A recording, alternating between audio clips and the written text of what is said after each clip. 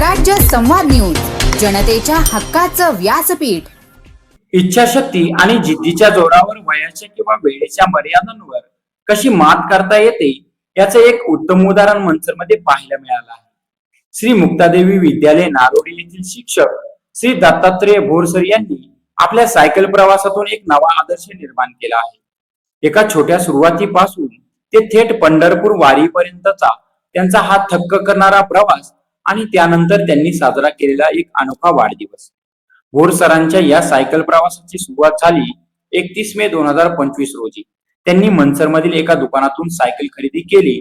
सुरुवातीला दररोज 9 ते 10 किलोमीटर आणि नंतर 15 जून पासून दररोज शाळेत जाण्या येण्यासाठी तब्बल 25 किलोमीटर सायकल प्रवास ते करू लागले।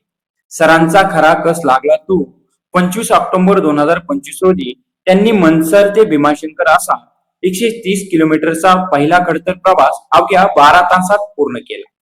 घाट चढताना प्रचंड परिश्रम झाले, पण सरांनी हार मानली नाही। त्यानंतर 15 नोव्हेंबरला आळंदी एकादशी निमित्त मंचर ते आळंदी सायकलवारी केली।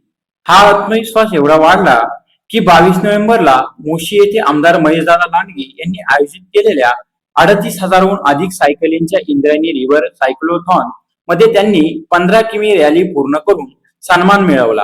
तर 20 डिसेंबर रोजी शिवजन्मभूमी नारायणगाव ते शिर्डी या वारीत 550 पेक्षा जास्त सायकल प्रेमींसह त्यांनी सहभाग घेतला।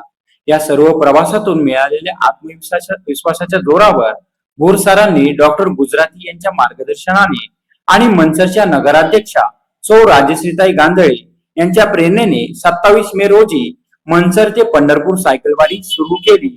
मंचर, आळंदी, थेऊर, चौफुला, इंदापूर, पंढरपूर आणि पुन्हा मंचर असा हा विस्तीर्ण प्रवास त्यांनी केला।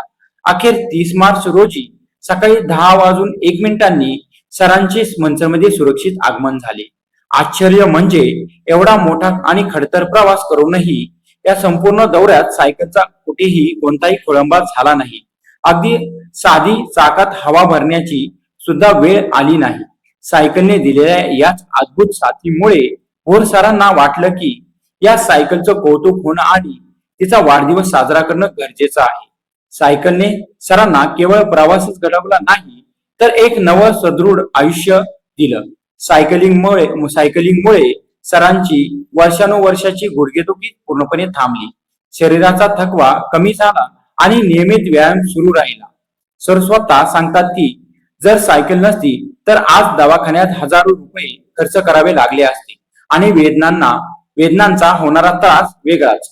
आरोग्याचा हा अनमोल ठेवा मिळाल्यामुळे भोरसरांनी आपल्या सायकलचा वाढदिवस साजरा करण्याचा अनोखा निर्णय घेतला।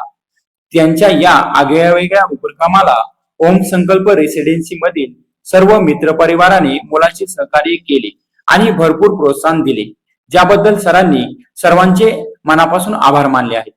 वयाच्या आणि वेळेच्या मर्यादांवर मात करत आरोग्याचा संदेश देणारा भोरसरांचा हा प्रवास प्रत्येकासाठीच प्रेरणादायी आहे।